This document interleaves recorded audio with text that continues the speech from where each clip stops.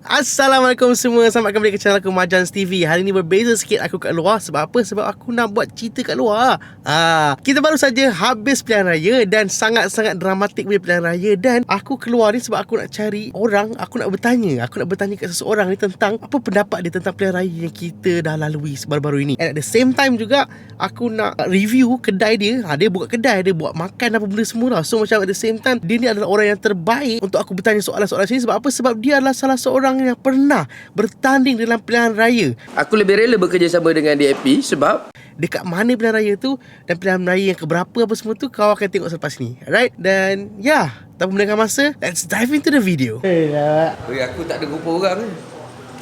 Tak ada rupa orang tapi ada rupa YB. Jing mungkin. Right, kering. Mantap. Right. Assalamualaikum guys, bersama saya Kardok dan juga Alif daripada Majans TV. So guys, aku datang sini, diorang tak tahu pun, Kardok tak tahu pun aku nak bercakap pasal apa. Aku cakap aku nak makan sup kambing je. Tapi aku ada benda yang aku nak tanya dia pasal pilihan raya kita yang baru kita lalui ni.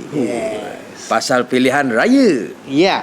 Okay. Sebab kenapa aku rasa macam benda ni special? Sebab it is a very special pilihan raya, betul tak? Very special. Very special. Tak pernah kita ada hang parlimen, kita gantung, dan the drama keeps going sampai pada hari ini. Dan lebih pada 48 jam tiada yang pasti. Tiada kerajaan dibentuk sehingga kini dah macam pengulas berita pula aku. Dan the best part is kita nak bercakap sambil makan. Apa benda kita nak makan? Bodoh ngajak. Apa benda kita nak makan pada hari ni? Ada benda yang aku rasa macam apa benda Kardok ni buat tak habis-habis. Ada lepas satu benda yang dia bawa keluar. Hari ni sup kambing. Ada gearbox tapi dah habis. Tak sempat. Dia ada menu sup kambing, nasi goreng kambing, Nasi goreng daging, sup daging. Nasi putih. Kalau nak makan dengan roti, bawa roti sendiri. Kalau nak makan dengan roti, bawa roti sendiri. Kalau siapa yang nak tahu, Alif Majan merupakan salah seorang bekas peserta bengkel YouTube Kardok. Dan Alhamdulillah kini sudah mempunyai more than 100,000 followers. Pejam celik aku start buat benda ni 2019. 2019 zero tau. Dalam berapa puluh je subscribers aku. Lepas tu Alhamdulillah And persahabatan tu dia bukan stop lepas kelas je. And we keep continue sampai pada hari ini lah. Walaupun kita dah tak buat bengkel YouTube semua lagi kan. Pioneer. Mana ada orang buat bengkel YouTube lah. Zaman tu sampai sekarang ni memang boleh katakan kalau ada buat pun memang tak ada. Tak tahu kan? Tak peduli pun. As long as kita jalan dulu. Jadi semua salah kripto. Alright. So Kardok, aku nak tanya kau lah. Baik. Soalan first paling simple. Apa pendapat kau tentang voters 18 tahun ni? Pada pendapat saya, voters 18 tahun ni merupakan opportunity untuk be part of demokrasi, untuk demokrasi. Kat sini hidang kat sini. Kita makan sambil podcast kita makan. Ini adalah peluang sebenarnya untuk anak-anak muda terlibat dalam proses demokrasi ini. Kalau dulu tak dapat alasannya, kan? Sekarang dah dapat. Persoalan dia, aku tak tengoklah statistik, aku tak peduli lah pun. Nak tahu berapa ramai yang umur 18 tahun turun mengundi bila diberi peluang ini. Bila dah diberi peluang tu, berapa ramai pulanya? So pada pendapat kau rasa macam benda tu bagus lah bila untuk orang kenal politik, kenal sistem demokrasi. Bagi kau bagus? Bagus. Dia, kalau dulu pertimbangan dia adalah orang-orang muda tak berpeluang untuk decide wakil rakyat mereka. Tapi sebenarnya wakil rakyat mereka decide their fate tau. Betul. Wakil rakyat decide apa nak jadi dekat anak muda tau. But they cannot yang 18 tahun ni tak boleh nak decide. Sebab apa? Yang boleh decide lepas budak habis belajar. Okay, persoalan kedua, adakah pengundi-pengundi 18 tahun ke atas ni matang enough, cukup matang untuk memilih sesebuah seseorang leader dalam kalangan mereka? Kita kembali semula kepada Islam. Tiba. Kenapa? Memayis tu bila? Boleh berfikir tu bila? So sebenarnya InsyaAllah kita kena percaya, yakin mereka tahu. Itu yang akan mencorakkan politik ni lebih menarik. Sebab apa tahu? Sebab kalau sebelum ni kononnya yang matang lah, tak matang pun politik kita. So ianya akan lebih mematangkan politik, not the people tau. Ianya akan lebih mematangkan sistem demokrasi itu. Kerana apabila mereka membuat dasar, kali ini mereka kena pertimbangkan undi 18 tahun. Bila mereka nak membuat keputusan, macam aku kata, mereka dah memayis, dah tahu baik yang buruk.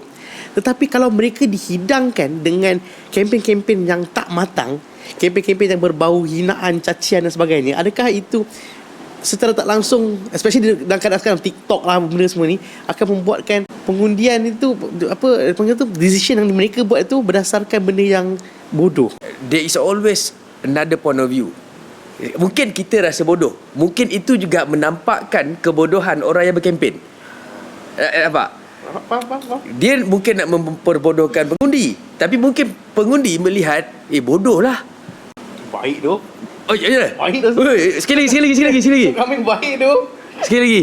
Baik. Aku dah cakap, tak sedap aku tak jual. Ha. Aku punya prinsip simple je. Aku dah bagi tahu kat dia. Kalau aku rasa tak sedap, kita biar bisnes lingkup daripada orang kutuk. Betul.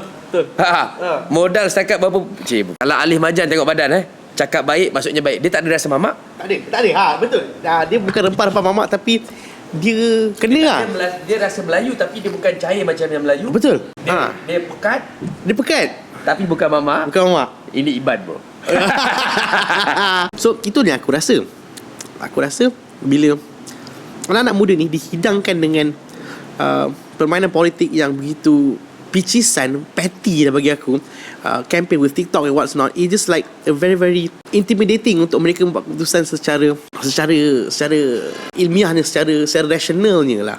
Tapi kadang orang memiliki satu pandangan yang berbeza, di mana ini menentukan juga bagaimana kempen itu dilaksanakan. Betul. Mereka benda ni dia tak ada istilah kempen yang betul ataupun kempen yang salah. Apa saja bentuk kempen adalah kempen.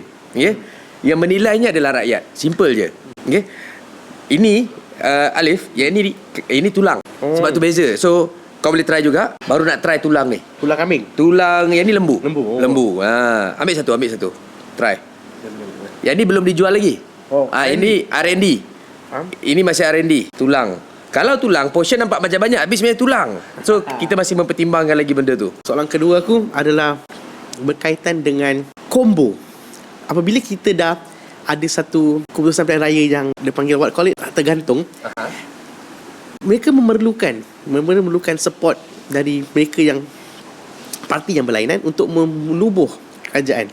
Dia memerlukan kerusi parlimen. Apa pendapat engkau?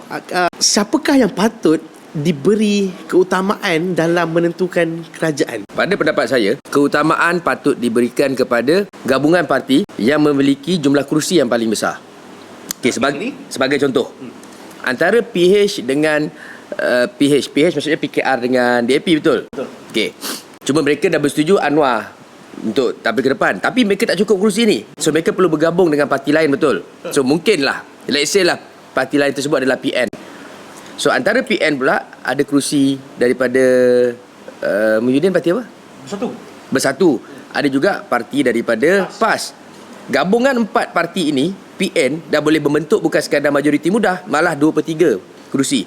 Siapa yang layak jadi bergantung kepada siapa yang mempunyai kerusi paling banyak, which is pada ketika ini adalah PAS. Bila PAS, Tuan Guru Abdul Hadi Awang Bukannya Anwar lagi lah. kalau ikutkan lah. Sebab ini adalah peluang untuk PAS menjadi kerajaan one and for all. Bila lagi? So kena buang ego-ego ni. Ego-ego ni kena buang. Aku tak tahu nak undi siapa kau, nak undi siapa kali ni. Aku pun tak tahu. Siapa ni? Satu. Abang, sama. Kau dah undi belum? Tak. Saya tak tahu nak undi Harapan ke BN ke, tak tahu apa pasal ni. Aku tak cakap pasal undi tu tau. Habis undi apa? Aku nak cakap sekarang Bang, ni. jauh sikit, Kau bang, undi daripada Messi ke Ronaldo? Undi untuk apa ni bang? Undi Ronaldo. Okay, sekarang kalau kau tak tahu benda tu, sekarang kau klik dekat bio sekarang. Okey. Kau beli baju ni. Sekarang kau klik. Ya bang. Jauh sikit bang. Klik dekat Depan bio, muka. Ya bang. Ya. Sorry. Klik dekat bio. Boleh bang, boleh. Link dekat bio ada. Ya, saya janji.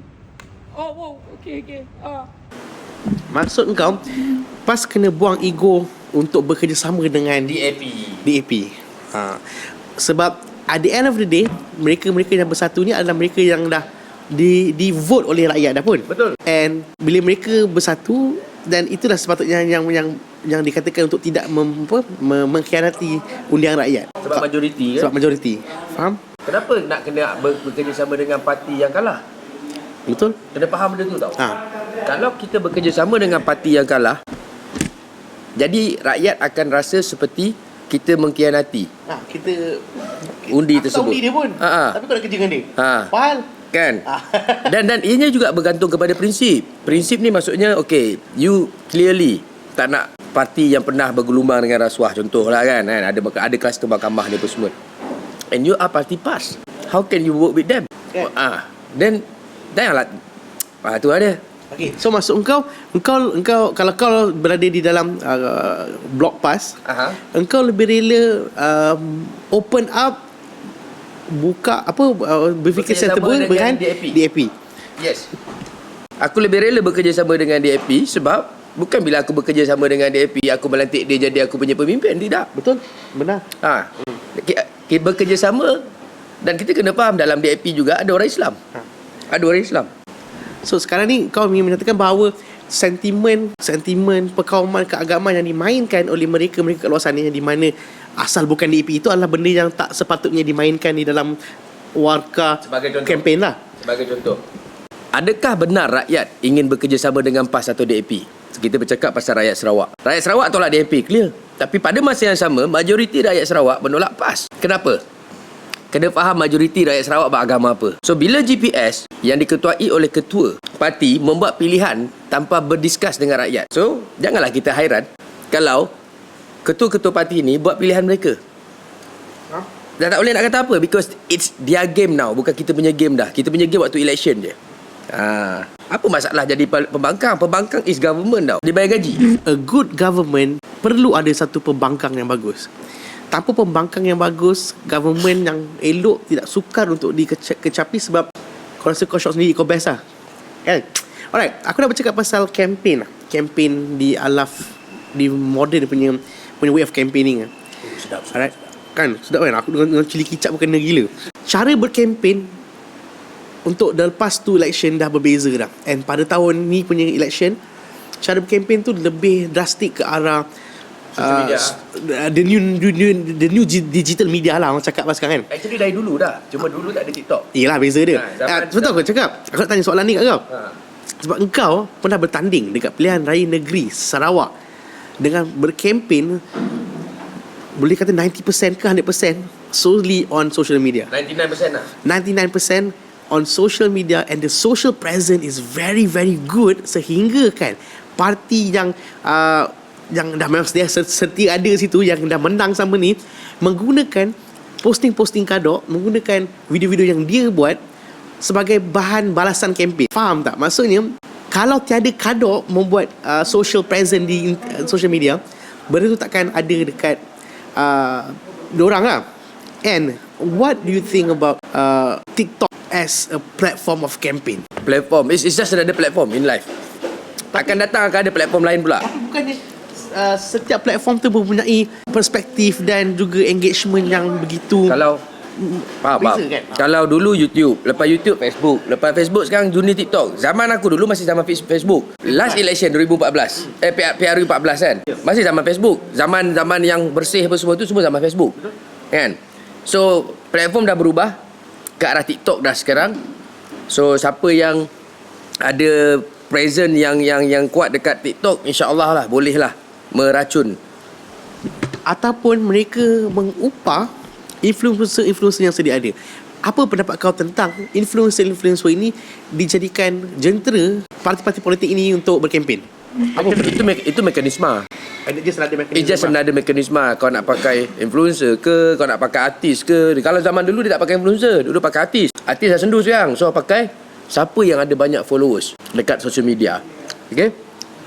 Dan bagi influencer, it's just another job. The only reason we become influencer, actually, that's how we are making money. Ekonomi gig kita sendiri. Sebab kita tak makan gaji dengan orang apa semua. So, it's just another give and take lah. Dan don't take it seriously. It's just another money. Saya charge satu Bitcoin untuk setiap kali tiba. Oh, baik. So, itulah yang aku nak sampaikan kat sini juga. Di mana apabila kita melihat influencer, YouTuber, TikTokers yang menyampaikan sesuatu retorik politik dan sebagainya, mulalah benda-benda yang tak sedap didengar. Dibayar lah tu. Of course dah dibayar, bro. Ada yang dibayar, ada yang tak dibayar. Betul kepada prinsip. Betul. Tengok siapa dia lah. Ada orang dia tak akan buat walaupun tak dibayar. Ya, macam aku tak dibayar.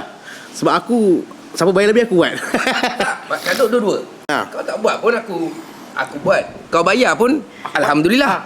Sebab kalau tak buat, kita tak ada konten. Kalau kita buat, baru job masuk. Kena faham the give and take dalam kita meng-create konten. Ada orang tunggu bayaran baru dia buat konten. Ada orang buat konten supaya ada orang kenal dia untuk bayar dia. So, apa pendapat korang? Cuba korang komen kat bawah. Korang suka tak tengok influencer korang punya YouTuber kegemaran ke, TikTokers kegemaran korang ke, yang dibayar, adakah korang menganggap orang sebagai macai kepada parti tersebut? We are the boss. We actually the boss. Okay, kau nilai ke sendiri. So, dah dengar daripada Kadok sendiri, we are the boss. Kita yang menentukan apa benda yang kita nak buat, duit kita dan sebagainya lah. Dan of course, kita kerja untuk duit. Ada orang kerja untuk semata-mata Perjuangan. Kalau macam tu lebih kau masuk St. John Ambulance ataupun PBSM.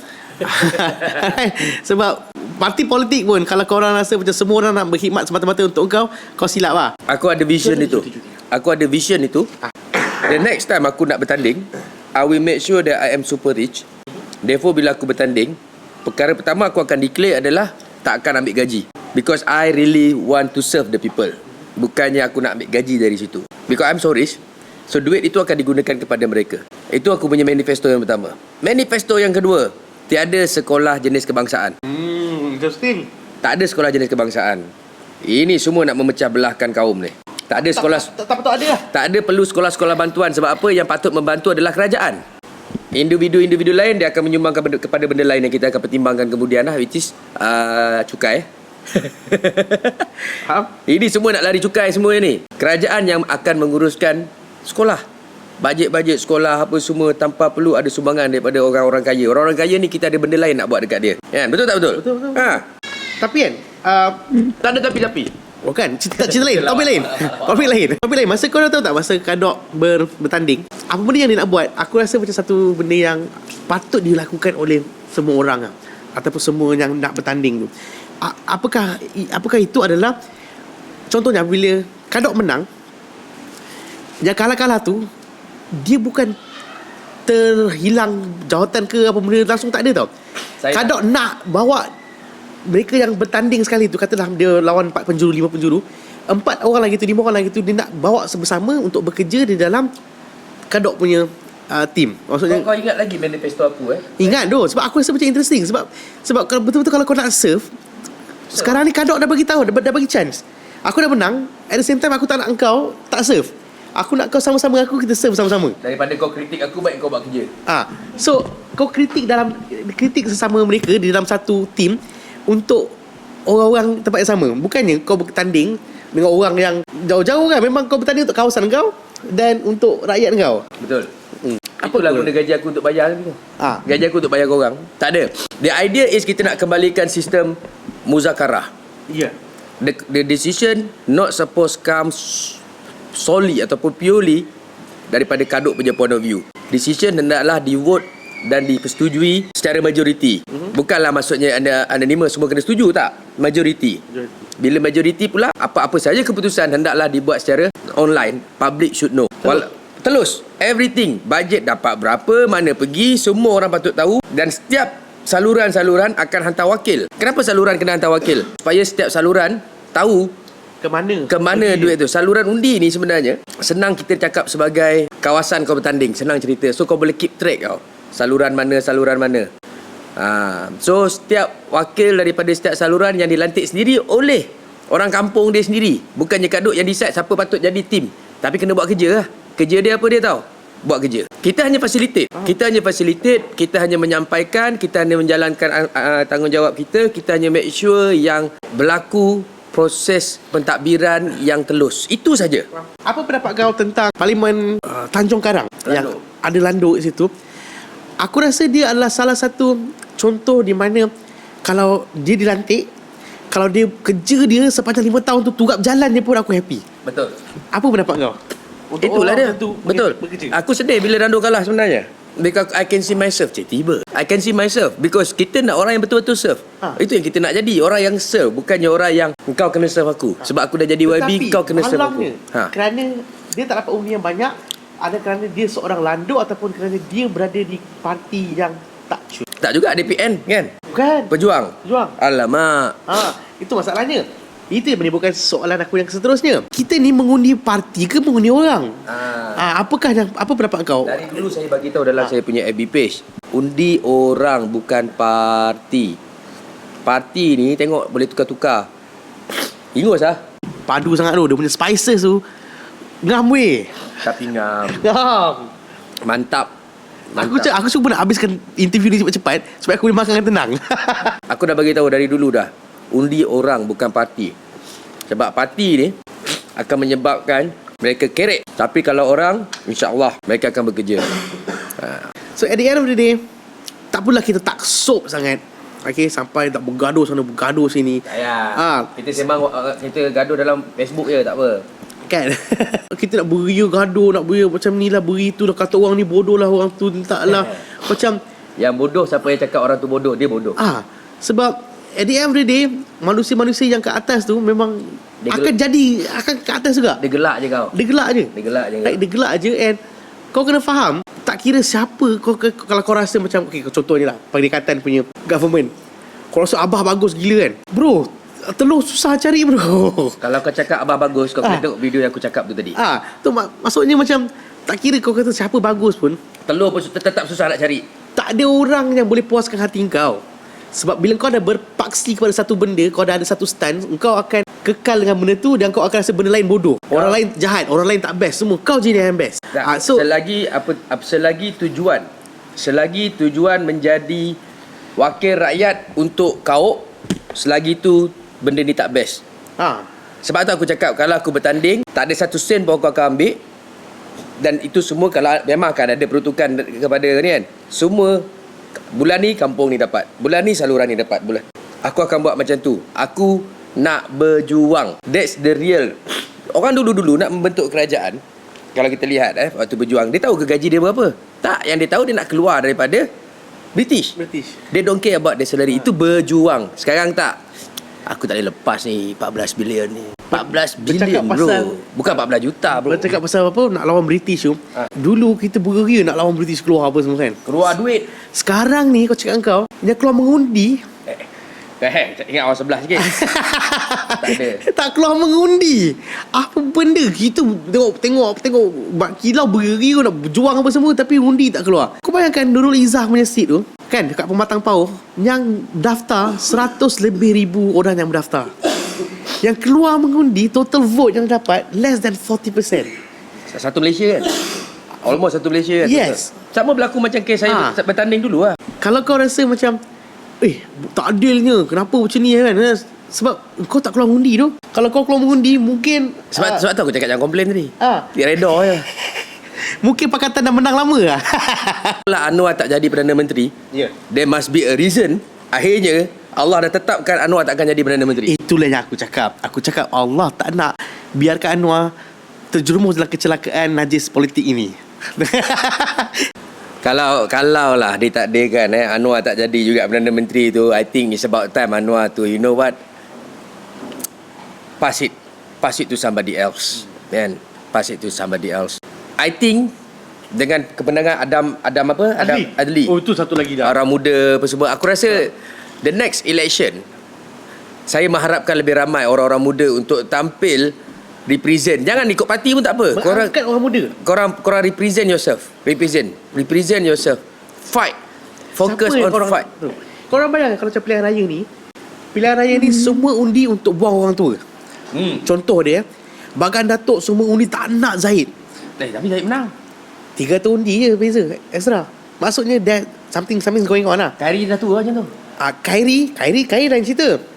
Mesti muda.